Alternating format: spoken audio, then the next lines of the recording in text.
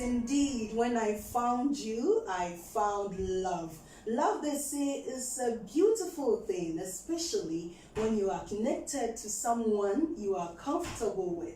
But let me ask, are you in a stable relationship, or your relationship is bleeding? Are you attached, waiting to be married? Are you married and enjoying it, or you are enduring your marriage? Whichever category you fall in, we are here to discuss the nitty-gritty that goes into marriage and relationships. Even if you are single, this program is for you. Today, many people get married, and within some few months or years, they are rushing to the court to file for divorce. What happened? Did they fall out of love? Or the love they had for each other vanished?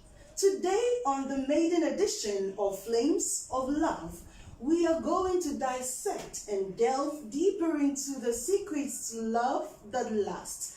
Our topic today is what happens to love after the wedding. My name is Beatrice Senadju, and to help me discuss this, we have with me here an astute marriage counselor and a prophet. He's a nice gentleman, a very handsome man. Wait till you hear his voice, and I think you even fall in love with him. Today, my guest is Prophet George Alan Drummond. Welcome, Prophet. Thank you, my dear. Yesterday was your birthday. How was the whole thing like? The social distancing will not allow me to party. Oh, so it was all prayer? Prayer and dancing with angels. Oh, okay. We thank God. Belated happy birthday. Though we wished you, we thank God for your life, and we thank God for the impact you are making in the kingdom of God. We pray that the Lord blesses you and anoints you greater and greater, and for you to do mighty works. Amen.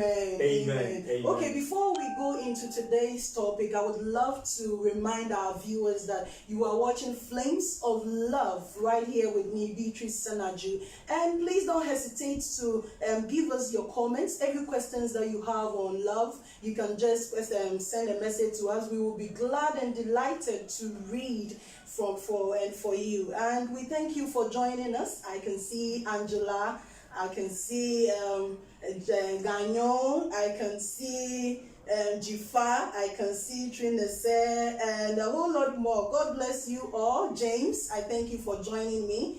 We thank you all for being here on Flames of Love. So, Prophet, let's go straight to the point. What happens to love after the wedding? This is a question that many have asked, and it's quite simple. A lot of people think that their marriage is going to be a fanfare or a scripted one, like that we see in movies and telenovelas, that okay, it's bed of roses, you're going to enjoy, smile every day. No, it's not going to be that. You're going to live with another person, but you may not like certain things that the person is going to do. So definitely there's going to be a time where you will not smile. Not necessarily because the person is putting you through pain, but because you may disagree with the person. And you don't disagree with somebody and start laughing. No, most often you feel unease. So it may not be that the love flew away, but it's just that you are not liking what the person may be portraying. All right? And the person may not also be doing that because the person doesn't love you. Okay? But just that you may not be understanding the person from the person's point of view. But along the way, you get to know each other, you get to understand each other, and it makes it last. But the period where the mixing starts, that is the challenge. Okay. So we always hear that, and they live happily ever after. Is there something like that? Can a couple actually live happily ever after the wedding? Is there something like that, or is just something that we have been hallucinating about, or thinking that is there? Is it the reality on the ground?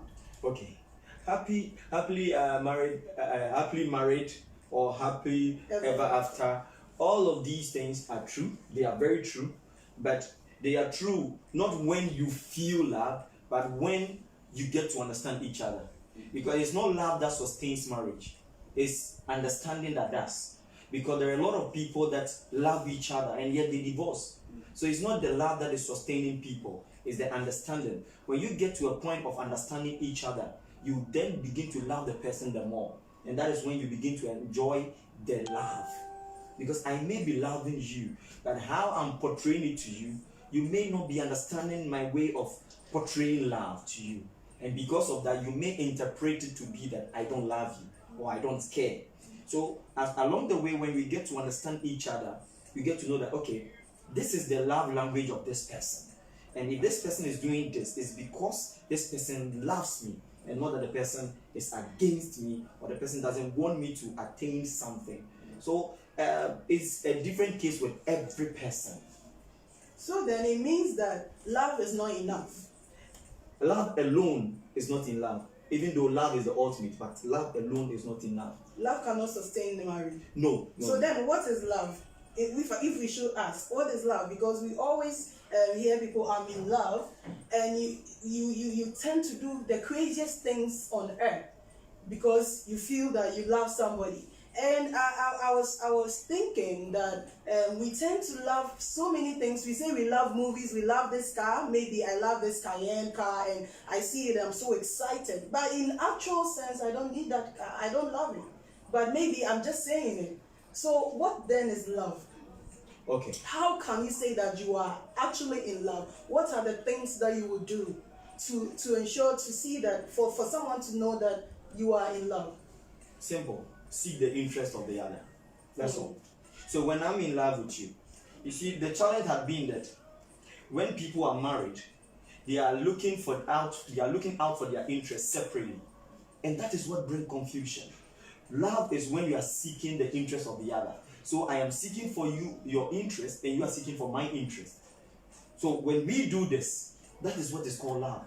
I am not thinking about myself. I'm thinking about you. And I can trust that you will also look out for me. That is it. So whatever thing that you are doing to make me better. And whatever thing that I am doing, I'm doing to make you better. That is love.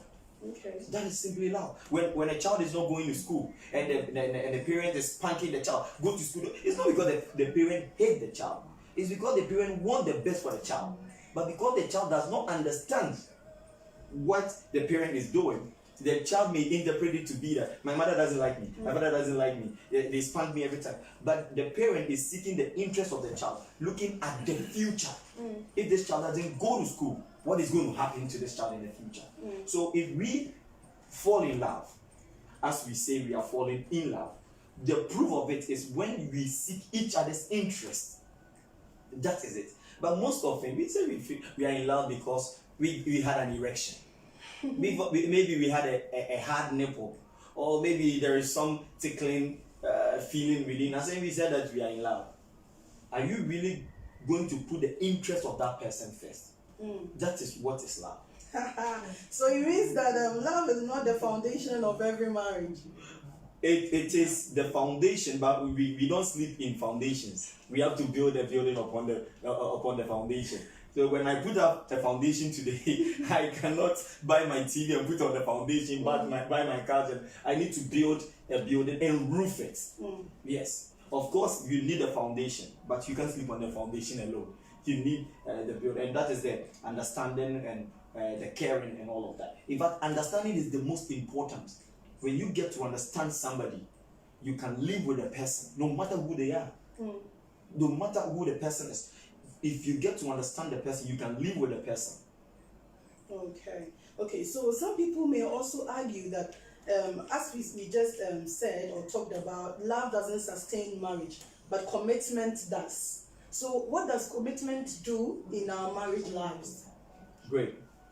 You see, many people have left marriages, relationships, and had left certain visions because they were not committed. They were not ready at all costs to make the thing work. There will be no divorce if there is love, understanding, and commitment. Okay. When love, that is when I seek your interest first. You are seeking my interest first. When I get to understand you. I know that when my wife blinks, it means this. When my wife smiles in a particular way, it means that. When I get to understand you, and when I am ready to make it work at every cost, there is no way that we will not be in a marriage. People are divorced because most people are not ready at every cost to make it happen. The moment something happens, they just want to walk away. They just want to walk away. The moment something happens, they just want to walk away. They are not committed to make it work. And you see, all the problems people are facing in a marriage. If I will seek your interest first, and you will seek my interest first.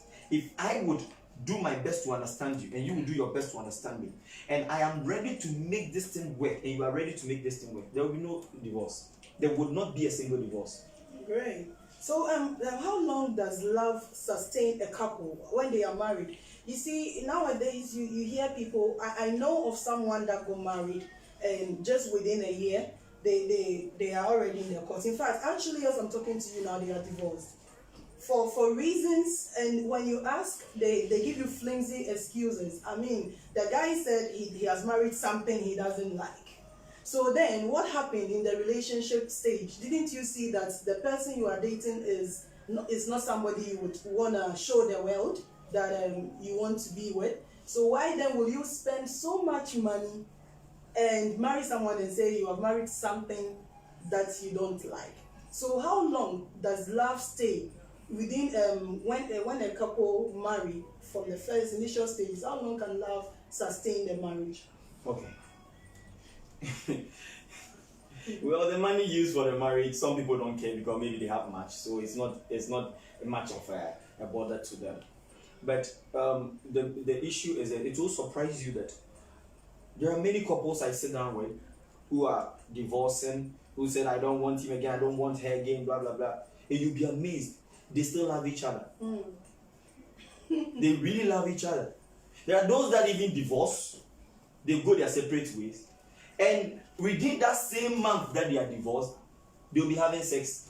So they are divorced, but they have become sex partners. I know a lot of them. The challenge is this. Nowadays, people meet, let's say, somebody, not even now, it's been there. Somebody meets somebody today, and they start planning their marriage tomorrow. I met you today, I like you, you like me. Oh, you are beautiful, you are handsome, I like you, I like you. You talk all night, you talk, and then there's nothing much to talk about the next day. So, okay, so when do you want to get married? I want to get married today, tomorrow. Then they start writing. So they have not gotten to know each other. 3 stages. You must date the person, you must be in a relationship with the person, then you marry the person. You see, when I get to know you, we just sit out somewhere, just talk. There is nothing sexual about it. There is no commitment about it. I'm just wanting to know if you are okay for me to be in a relationship with you. So we can talk, maybe for weeks, for months, just wanting to see if I would like to be in a relationship with you. Then I be in a relationship with you to see if I really want to spend the rest of my life with you. But it's been a convention that the moment somebody is in a relationship with somebody, then it must end in marriage. No. We are in a relationship to check if we are compatible to be in a marriage. The fact that you entered into a relationship with somebody does not mean that it should end in marriage. No. So when you are in the relationship, then you start looking out. What are the things that I don't like about this person? Can it be corrected? Can it be adjusted? Can I adapt to it? But when you look at these things and you think that no, the red signs, the red flags are too many, then you run away. Run away? Yes, you leave the person. What if the person has committed themselves already? You see, the problem here lies, this is the case, someone starts dating someone, and by the time you realize they've already had sex. And a woman, definitely, me being a woman, I know that when you have sex with someone, it will be very difficult detaching yourself from the person. If you give sex that easily, that means that sex means that nothing to you, so don't walk away. Because if sex means much to you, you will not give it so easily. So if you give it easily, that means it doesn't mean much to you. Then walk away with it. Go and cry at home. Wipe your tears. Move on. If sex means much to you, hold yourself and be sure that this person is the one that I want to be with. But if you meet the person 1 week, 2 weeks, I love you. Oh, you are nice. You are nice. You are nice. He gets an erection. He sweet talks you. You agree. You go there. You sleep together. And now you are seeing signs, and you say that menena ye bibi. You know there is menena ye bibi. Meaning I've had sex with the person. You get it easily. So walk out easily. If it means something to you, hold yourself. Hold yourself. Unless it means nothing to you. But if sex means something to you, then hold yourself. That is the most important thing. You cannot just give yourself out like that. No. So you date the person, be in a relationship with the person, and look out for things. Don't just be in a relationship. Have you eaten?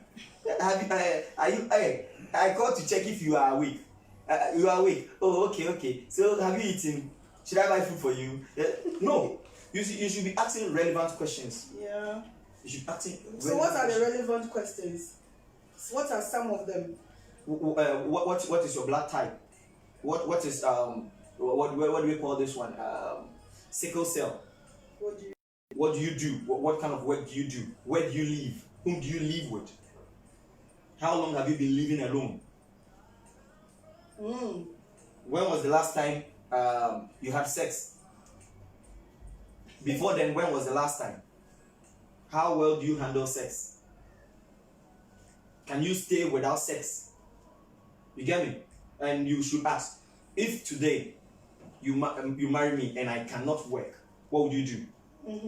You know, there are many questions that you can ask. If today I am working and I have to be coming home late, how would you handle it? Would you want to be with a person that have to stay home and work from the house, or even not work and you work for the person? Do you want the bills to be shared and paid, or you want to pay everything? There are things that you need to ask the person. You see, and you have to look out, because when you start with the person, you get to know that this person is a jealous type or not. And when the person gets angry, you must read and see. There are people that when they get angry, they don't talk. There are those when they get angry, they talk. Then it's done. There are those, they talk, but they will still hold it against you. There are those who keep quiet, they just let it go. There are those who keep quiet and still keep it within themselves. And there are those that when they get angry, they crush things, but they will not touch you. And there are those that will touch you, but will not touch things. And there are those that will crush you together with the things. You must check. You see, when you talk to people, listen beyond their words and look beyond their faces. That is the most important. Not just their words. You can, no matter how vigilant you are, somebody can sweet talk you to buy a monkey while you have no veranda. So you must be careful checking all these things before you agree that I really want to be with this person. Before you agree with it. But even though you may look at all these things, you cannot know a person fully. No, you can never know a person fully. You can marry a person for 20 years and you will now begin to discover the person. That is true. It may not be that they were pretending. It may be that they are even now discovering themselves. The real personality, the persona is now coming out. It's not that they were pretending, but they are now really coming out. Because we all change along the way. There are some things that we like today, tomorrow we may not like. Then it means that we have a lot of work to do even before we enter into marriage. So let's look at transparency and marriage. How transparent should a couple be, even from the relationship stage, before they even end up marrying? How transparent should we be? Should we disclose every little thing? And how does transparency help build a marriage? Okay, it's good to be transparent, but you must manage information. Information must always be managed. You look at the kind of person you are with and what you can tell the person. If you realize that this person has a rate of jealousy at a certain level, you don't tell the person, hey, this guy saw me and this guy says he like me. This guy says he like me. Maybe you thought you were being transparent.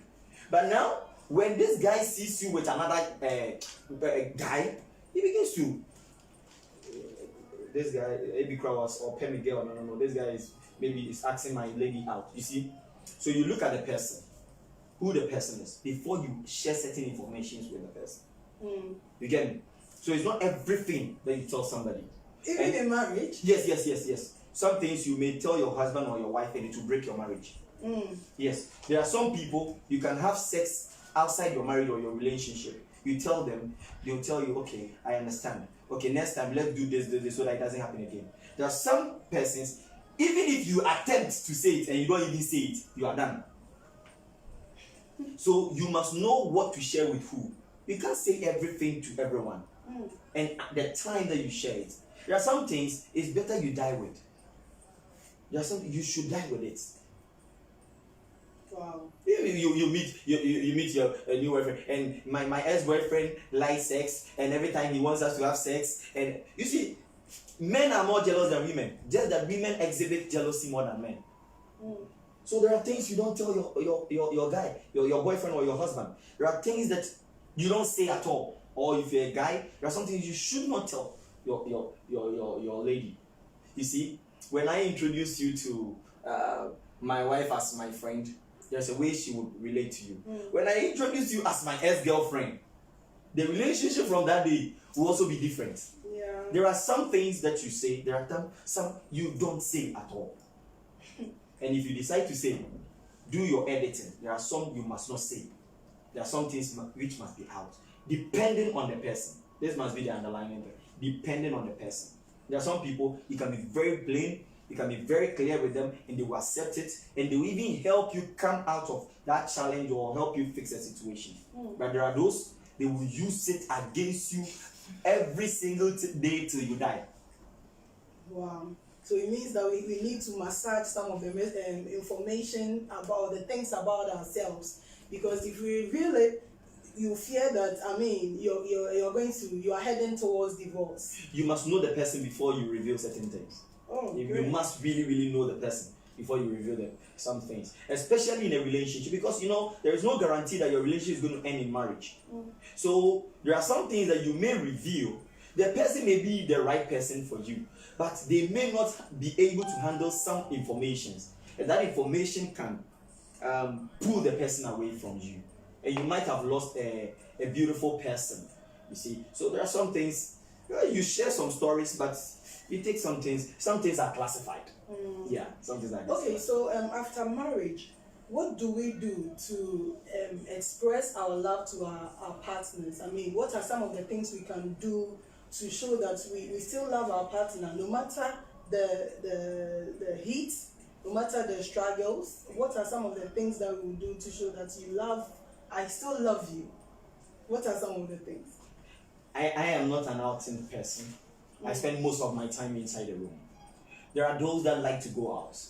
There are those that love gifts. There are those that love to just put their head on you. They just want to lie on you and talk with you. Everyone and how they interpret love to be. So get to know them, but you cannot get to know them without communication. So you ask them plain, what do you like? What makes you happy? Maybe some of them you may not have the means to meet it. So if somebody tells you, I like flying around, if you could pick me in your jet and fly, but you may not have a jet. So what do? But you tell the person, you see, when the person tells you that, then you tell the person, sweetheart, one day I will buy a jet and I'll fly you everywhere you want to go. Let's keep praying, okay? Just pray with me. I'll make you happy. You see, the sweet talking must not stop when the relationship changes into marriage. You must sweet talk each other. You see, the sweet words. Everybody needs sweet words. Everybody needs it. You must sweet talk your partner when you are in marriage, especially in marriage. You must sweet talk, baby. Honey, you are so sweet. I like the way you are. Your wife tells you, how do I look? And you are now turning your eyes and you are thinking, no, it should be on a default setting. You really look beautiful, baby. But can you add a little cream here, or can you add this? You are always looking beautiful, but I think if you add this, you should start from a positive point, not like it's not nice. Just change this one. No, you have broken the whole thing down. Get to know the person, communicate, tell the person your feeling, but not just how you want it. Because if you communicate your feeling just how you want it, you may push that person away from you. The person may not want to tell you anything anymore. And some stuff, petty stuff, your wife is putting on watch. The woman, she puts on the watch, come embrace it for the person. She can do it. He can do it. Your husband or your wife, they can do this. Your wife wants to close the bra. When you are not there, she knows how to pull it in front of her and do it. But when you are there, just do it for her. It's just nice. You see, these things make the person love you more. It makes the person love you more. The person wants to seek your interest the more, because the person have seen that you're also showing interest in that person. It is very necessary. These petty stuff, and how you communicate when you tell the person. Don't forget to repeatedly say, I love you, baby. I love you, darling. I love you. You will forever be my baby girl. No, even if they have gray like my own, you say, you'll forever be my baby boy. You'll forever be my baby girl. You should always be telling them. Let them feel love. It's not enough. It's not enough to love somebody. Because we are not walking around with x-rays. We don't know what is on the inside of you. You must portray it.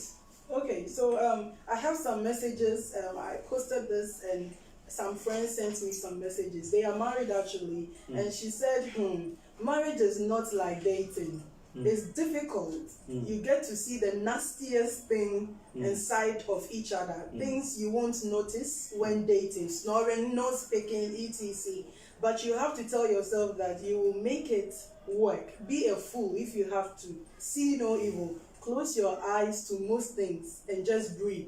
Believe it or not, the woman makes the home. You can reserve it. If you want to be happy, you can decide to be happy. If not, just talk and you will lose your marriage. Marriage is a sacrifice. Once you are not ready to make it, you will feel sophisticated, frustrated, and plus it's work and it's in the mind. Marriage is a sacrifice. Once you are not ready, don't go into it. Tell yourself that once you are married, there's nothing like divorce. Unless the man is going to kill you or he's hitting you and killing you, there's nothing like divorce. Divorce is not and never an option. All they think about is the ceremony. I think here she's talking about the young ladies and all that. But that's just a day. You have a lifetime to go. As for me, if you are my friend and you start complaining about your man, I will tell you, nowhere cool. Life after marriage is commitment, mind made up, and dedication. That is from Madam Helen. Madam Helen. Yeah. I want to say something to all who are watching. I 100% fight and I object violence in marriage.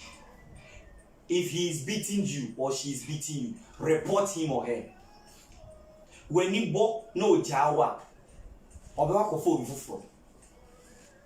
if he destroys your eye, he deforms your face, he will go for somebody else. Even if you are still married to him, he will start chasing another girl whose face has not been deformed. If your man is beating you, report the man. Do not stay there. I love him. I love him. Report. If your wife is also beating you, report. Don't be shy. Report. She will kill you one day. Report. Okay. So this one is from Mr. Jan. Please, ladies and men, they said report. Abusive marriage is a no. No. So Mr. Jan said, this is my second year in marriage. Beatrice, you have known me for a while. That's me, Nana. I'm a go-getter and a hard nut to crack. But women issues, I wasn't into it. Few years, I have lost myself completely. I can't dress like I used to and do appear how I used to be. Not because I can't do, but because I have my family and I have my wife and children to feed. Marriage, like the other lady said, you should be ready to endure all the bullshit, nasty things that comes with it. That is Mr. Jan's point of. That is sacrifice. You see, you must be ready to sacrifice. You must be ready to sacrifice. You must be ready to seek the interest of the other. So he's saying that I can't buy the clothes I want to buy because I have to look out for my wife and the children. That is love. Not that he can't do it. He cannot be forced that don't do this. No. But out of love, he's decided to seek the interest of the family or the wife and the children than to gratify himself. That is very necessary. The message before this, the lady was also talking about commitment, as we said earlier. When you are committed to this, you understand. And also, she said something earlier. If you're in a relationship and the guy is beating you, why do you want to go and marry? I don't understand. If you are in it and there are challenges, it is true, marriage is different. But if you are in a relationship and you are having some issues and you know that this is too complicated, don't force yourself into the marriage. Don't force yourself. That is why it is called relationship. You can jump out of it. You are not in any covenant with anyone when you are in a relationship. That is why there are no covenants taken when you are in a relationship. Relationship is you and me. That is all. Okay, so the Mr. Mensah says everyone with his or her reason of going into marriage these days, at first, is the need of a man to choose a wife, but not the woman. God realized that it was not good for the man to be alone. He didn't say it's not good for the woman to be alone. But in our days, the woman can pretend to be in love just for the man to marry her. So she is going to hide all her behaviors, pretend to be good. Just after the marriage, that the court has certified that both of you are husband and wife, 3 to 4 or 4 years later, she will start showing you her true attitude. The very moment you can take it, the very moment you can't take it again, meaning you have to compensate her. That means when you get to the divorce level. So you have to choose wisely. Don't rush for it. Test your love, pray about it, pass through some trials with the woman before you marry her. That is in the relationship. Let her know all your real behaviors. If she's really in love with you, she will stay and work out things with you and vice versa. So he's talking for the men and he's talking for the women. So that's Mr. Mensah. Yeah. You learn how to know each other when you are in a relationship. That's what I'm talking about. So the relationship part is for you to study each other. You don't start planning marriage when you enter into relationship. Know the person. So you see, you have been given 2 steps.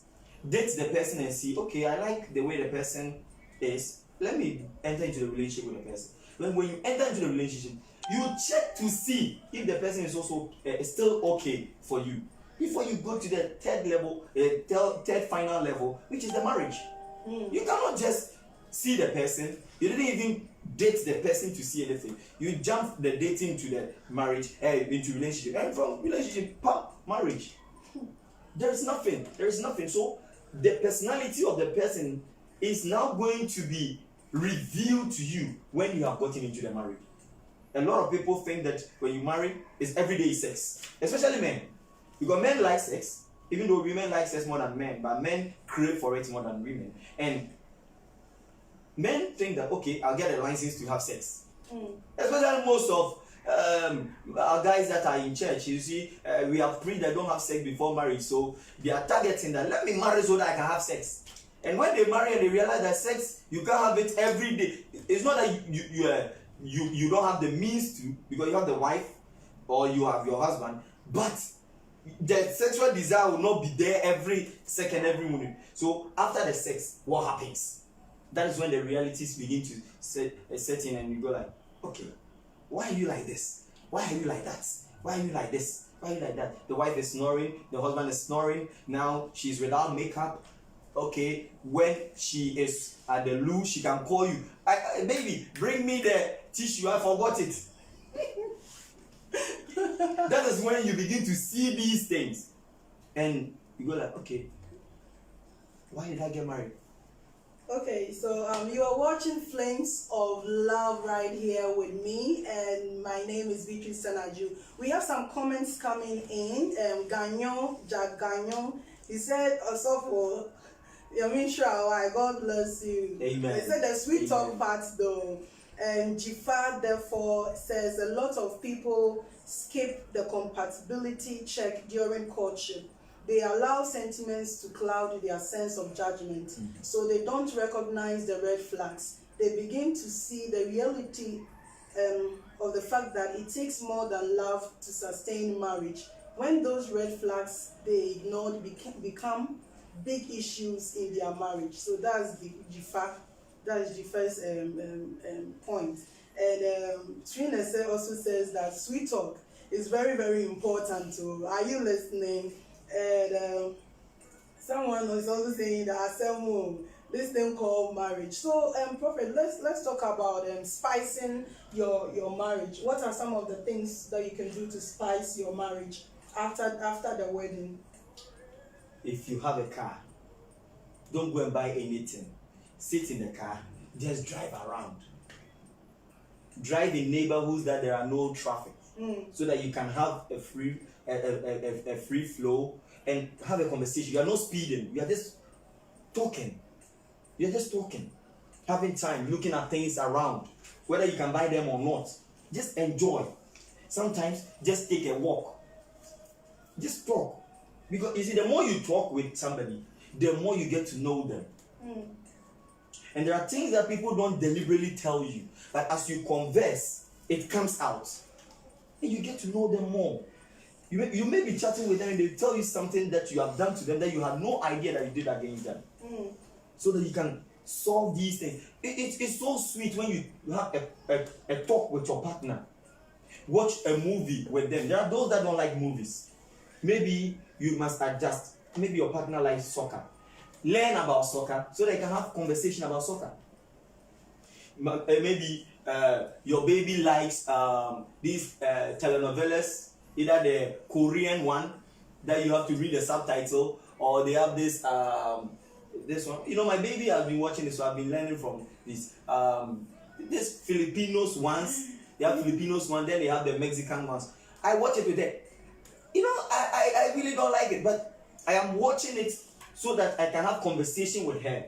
You see, because when somebody likes what you like, you easily bond with them. So she's also liking soccer. Okay, she has chosen a team. She wants to choose opposite of my team so that we can argue about it. You see, I knew from the day one that she didn't like soccer, but we are all adjusting.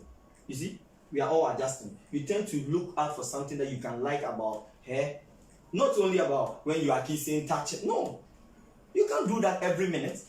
24 hours. Can you touch yourself? 24 hours. You can't do it. There must be something that you can even talk about. There are some things you should talk about. Say nice things to each other. You are so sweet. I like your shape.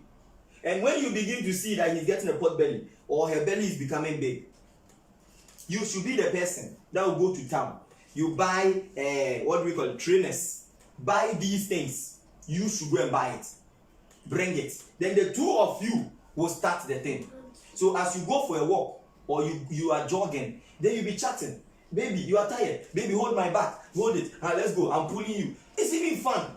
You see, baby, I'm tired. I can't go again. Maybe she has capacity, she can go, but she wants to do trim. Then it's nice. Then you tell her, okay, baby, you hold me.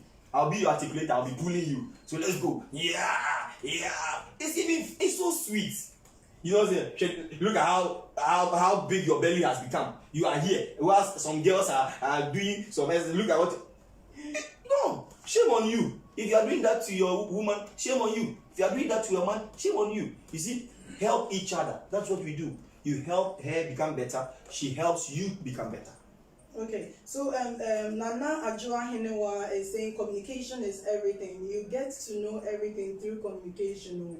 So let's talk about communication. How should we talk? I mean, there are some people, the man doesn't want to talk too much, but the lady wants to talk. So that's where temperaments come in. So how do you blend with such a man like that? How can you talk? Because women love quality time, quality conversation, and the rest. And when I'm talking to you, I need your attention fully, because if you are doing something and pressing your phone, I think you're not listening to me. So how do we make communication solid in marriages? Great. Everybody likes talking and everybody doesn't like talking. What the issue is not the talking, it's what you are talking about. Because that person that you are saying doesn't like talking has something that he or she talks about. So you must know what the person likes so that you can talk with the person about those stuff. You see, there are some things that no matter how you want to be quiet, somebody can say something to you and you respond. So you must know the person. What does this person like to talk about? If this you get to know this, then you can start talking about these things with the person. All right? And as you begin to talk with the person about these things, you'll be amazed. You'll be amazed that your husband that you have known all these years, that you thought couldn't talk, talks. You see? One day, I told a lady, go with your husband to the sports bar. You know, they have these places that they watch soccer. The soccer go, yeah, go with him. And whatever you see, on your next session, come and tell me. She said she could not talk. I said, what did you see? She said, I never knew my husband could jump and shout. And the way he was laughing, I was amazed. And I asked her, what was making him laugh? What was making him talk? He said that his team was having Man United, or it was a Champions League they were playing. And how he could argue and defend his team and all of that. I said, you see, he talks. But there is something that he talks about and not everything. So learn about the things that can lure him into conversation.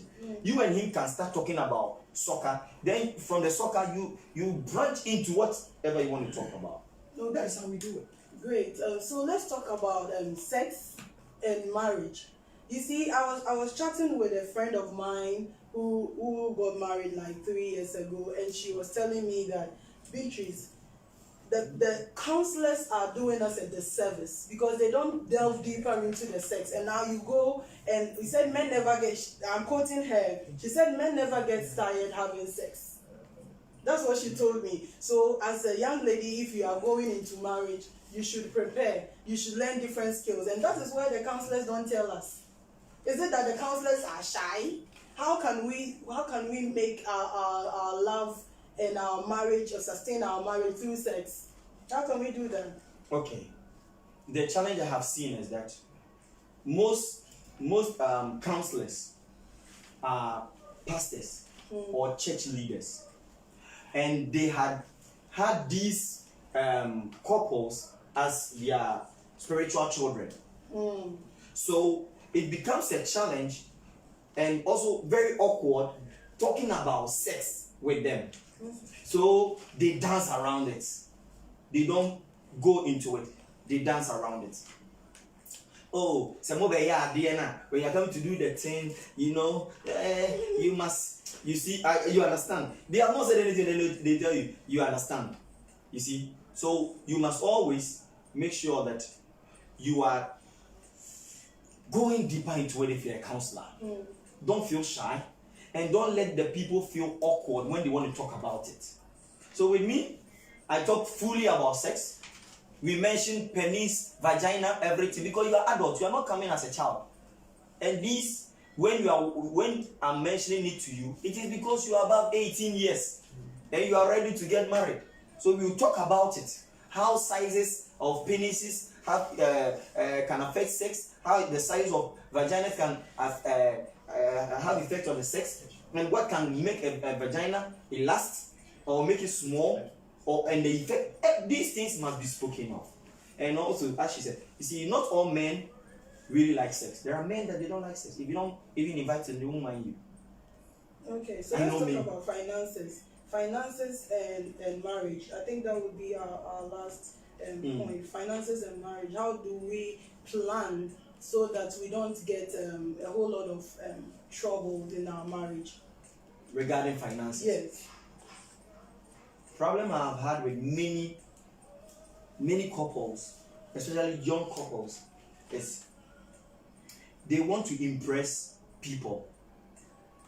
So they want to have that wedding, that event that costs more than their life savings. They want to give everything. They have saved all their money to throw away. The ceremony is not an investment. You are saving money for a ceremony. That ceremony, when the money goes, it doesn't come back. And most of the people that come and give you gifts. They go and buy clock from Lava and Melcom and other places. By the time you are done with your wedding, you have like 100 clocks. You are not an airport or a traveling tour. No. You see, they'll wrap these things for you. The ceremony should be small. And that money should be invested. Invest the money. I believe in saving, but I believe better in investment. But when you put 1 cedi down, it's still 1 cedi. But when you invest 1 cedi, it can jump to 1.20 or 1.30. So after you have saved, pick the savings and invest. Don't save and buy the most expensive wedding gown because your friend did it, or you have watched a movie, or so you want to buy a tuxedo. No, that is no marriage. That is a ceremony. The people that are coming, they are just coming to say, oh, congratulations. They smile. They go. I know couples, as a minister, as a counselor, I know couples that have come to me that they have to sell off their wedding rings so that they can repay their debts. A lot of them. I tell them, if you buy an aluminium ring, who go beat you? The 50 Ghana, 100 Ghana, what will happen? That is not what makes the marriage.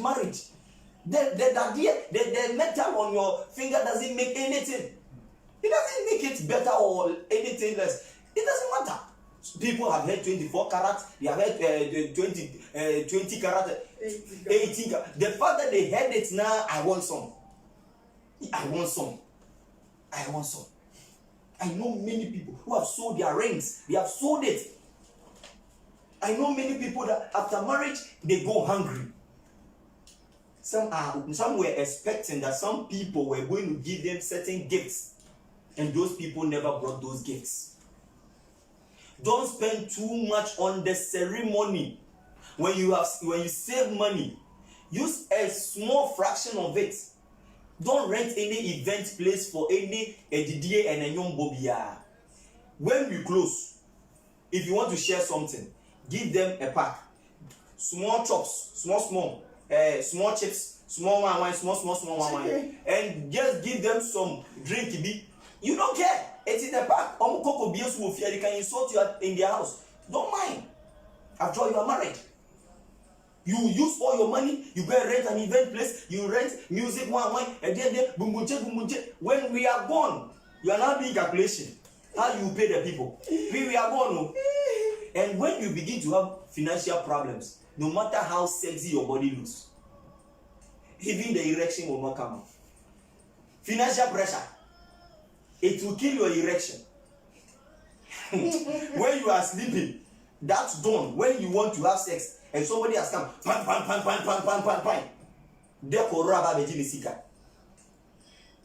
Please, I am begging you, don't worry yourself. Most churches are even already decorated. Plenty churches are decorated. If you are having a church on a park, go and look for some church, beg the pastor, have the ceremony in there. Afterwards, you clean the place. Don't be a person that you go and use somebody's church and you leave the place like that. You clean the place nicely for them and you move on. Videography, photography. You don't have money and you are spending too much on the thing. How many people look at their wedding pictures after marriage? How many people watch the video of the ceremony after the marriage? I'm not saying don't have a video, but if the money is too much, leave it. My grandfather and my grandmother, my mother, they married. They don't have video there. And they are married. The video will not do anything. The pictures. I'm not saying don't have a picture, but check your budget. Check your pocket.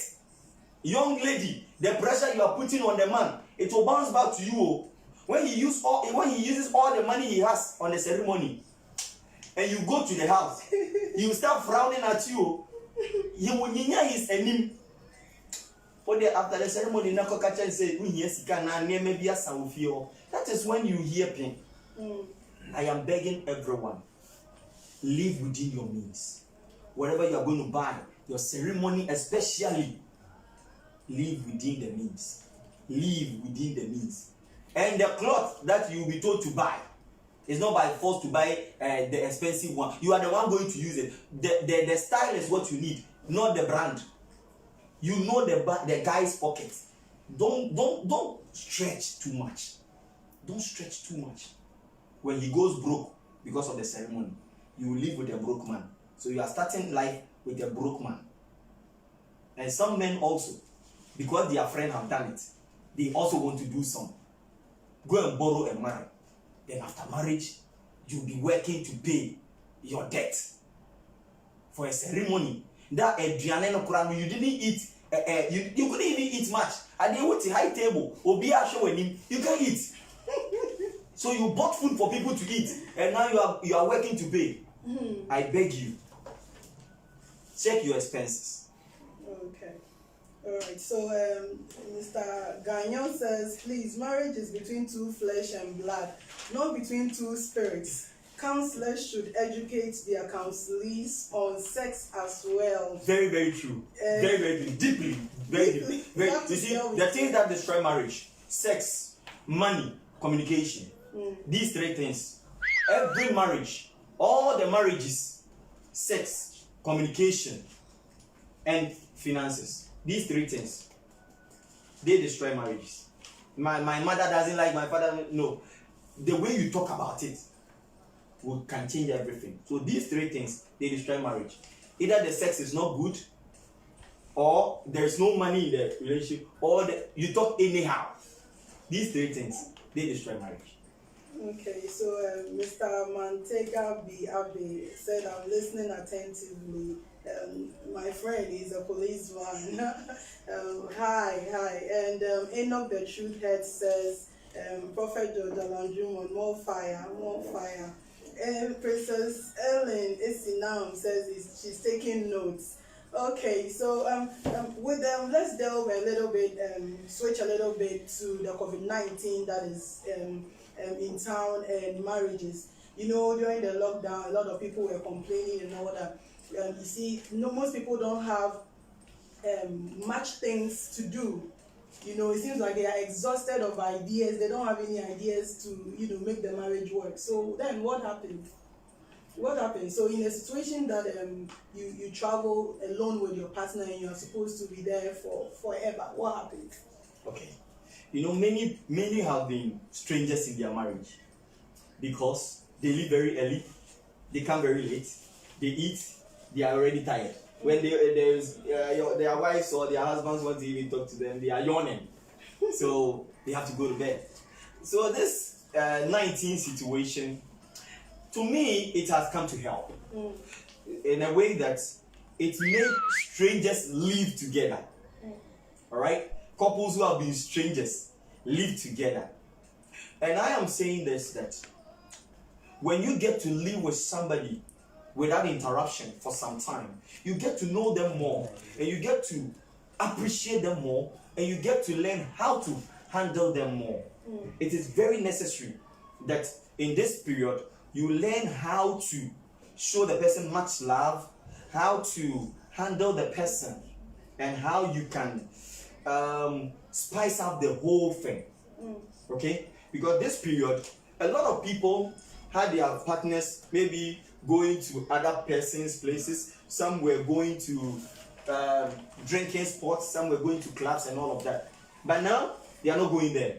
They are coming home, they are staying at home. Some are afraid and all of that, they are staying at home. This is not the time. Listen to me, young man, young woman. This is not the time to make the home uncomfortable for your partner. Thank God for COVID-19. Don't cry about COVID-19. Thank God for COVID-19. COVID-19 has made your husband or your wife stay at home. This is not the time to say, if it's not a sickness, like you'll be away. Hey, you are preparing the mind of the person to start going out again. No. While the person is at home, show the person all the love and the care you can. And make sure that in this period, you'll be the best husband or the best wife. So that even when this thing is fully lifted off, the relationship or the marriage is still going to be there. It's going to be fresh and it's going to be renewed. Let's say you are going through a sanctification process. This is a process that you are sanctifying your relationship. You are sanctifying your marriage. And after this, you're going to come out best. That is what should be your goal, your target. That after COVID-19, when the doors have been opened and the gates are also widely open that everybody can go out, your husband will go and run and come back to you. Your wife will step out and wish she's in your arms. That is what it should be. Okay, Reverend Inogwatin, thank you for joining us. He said he's watching us from the Bono region. Thank you so much for joining us. I salute your grace, man of God. Yeah, I really appreciate you joining us. And Mr. Mante Agbe is asking that when two introverts get married, how do you ensure why do you ensure constant communication when two introverts get married? Yes, married. Okay. You see, because the two of them, the two partners don't like talking, they would find certain challenges at the beginning. That this one is wanting the other to start the communication. But this is where love comes in, seeking the interest of the other.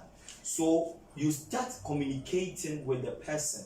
Coming out of your shell, one must definitely do something. There was a message earlier by a lady that said sacrifice. So this is who you are, but this time you have to sacrifice and come out.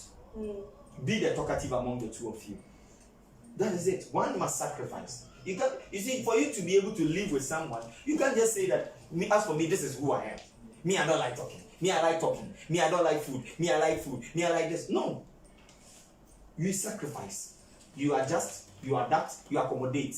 You cannot just say that this is who I am, so I'm staying the way I am. No. So if the two of you are introverts, you learn. One of you should learn and come up, step up. Because you cannot always be, if the two of you are on the same level, it will be chaotic.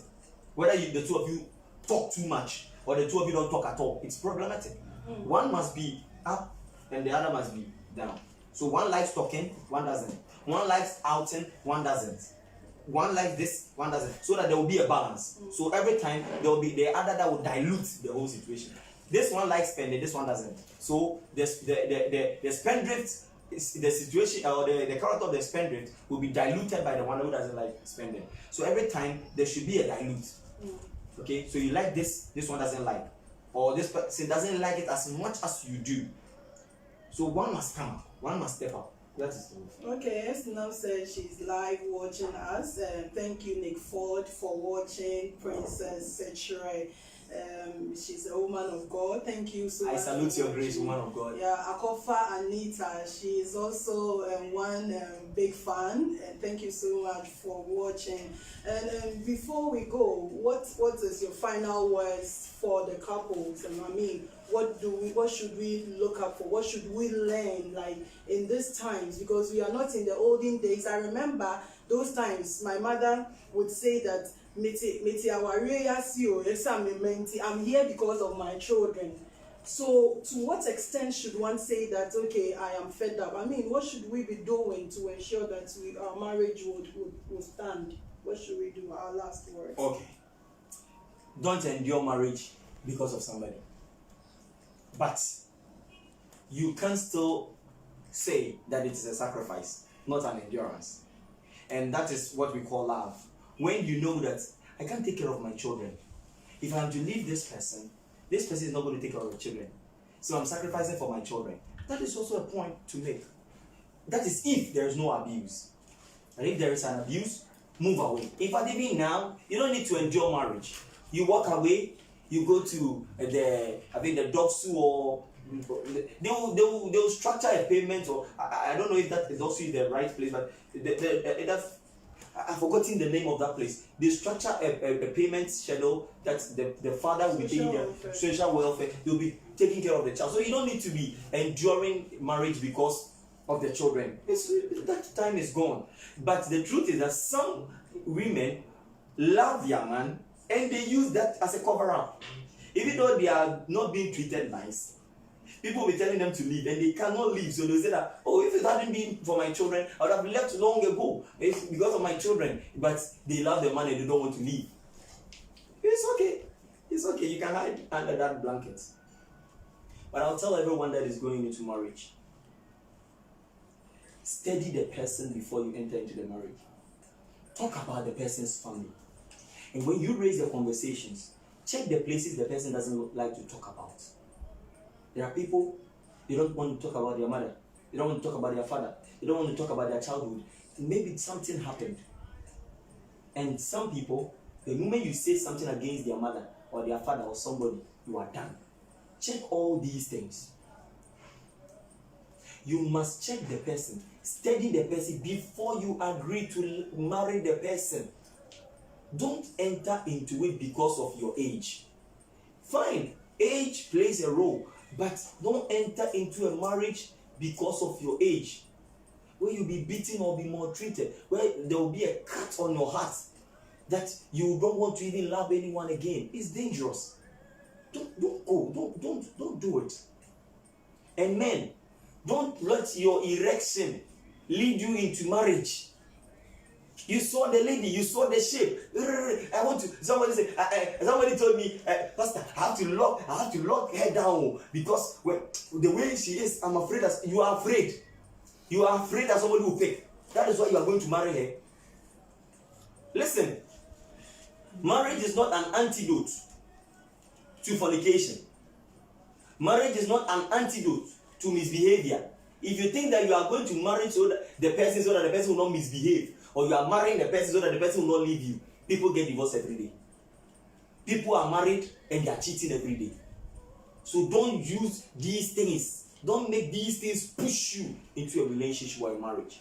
Don't do that. Do not do these things. Check the person. Check and check and check again. And do this test whilst you are dating the person before even the relationship. Check it. Send a blood type. The blood type of the person matches with yours, or the what we call the sickle cell. I know people who have dated for years, been in a relationship for years, and when it was time to marry, the professional counsel was that you can't get married because of your sickle cell. You give birth to children who are sickless, and for your own safety, you have to part ways. How would you deal with this? So these are relevant things that you must check. You must check them. Not I love you, I love you, I love you. No. You must check these things.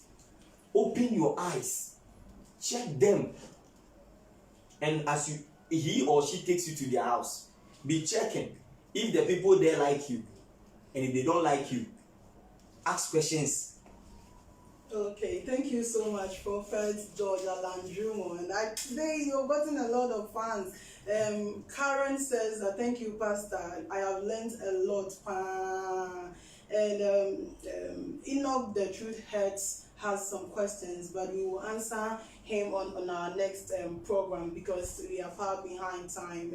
And please, they said check. Prophet Alan said check and check again. Don't enter into abusive marriages. Please, the overspending on the wedding is too much. Women, let's be wise. Even if the man is having the money to spend, we beg you, take some of the money and invest it into something profitable that maybe when the issues of life comes and it comes hitting you so hard, you can just go into that account, pick some money, so you won't go borrowing, you won't go bankrupt. We should all apply wisdom in our relationship heading towards marriage. And love, we have all heard, is the foundation to every marriage, but cannot sustain the marriage. Commitment, understanding, communication, and respect, everything, all these things make the marriage work. So it's been an awesome time on Flames of Love with me, Beatrice Senadju. Before we go, I have to acknowledge some people because I didn't bring up the program alone. My makeup was done by Grace Nash Beauty Clinic at Dansoman. You can contact her on 0242 03 6095 0242 03 6095. And my hair by Michelin's Mirror. And to my crew, I can't forget you, Karen, thank you so much for the support. Reverend Enoch, thank you so much. Ganyo, your words of encouragement, I thank you so much. Ernest Freedom, Prince Podo, you, Richie Young, Richie Terrier. I thank you all so much. And a very big thank you to Mr. Desmond Sedem Babs Iceberg. God bless you so much for the support. I thank you all. And before I go, my foundation, Mental Health Foundation, in the wake of this COVID-19, we overlook the needs of the widows. So we are embarking on touching the lives of some widows with some items. If you have rice, oil, anything that you want to donate to this worthy cause, please, you can contact me, send me a message, or you can also call me on 0244 621 690. I thank you so much for joining us. Join us same time on Sunday, 4 p.m. God bless you so much for your time. Bye-bye.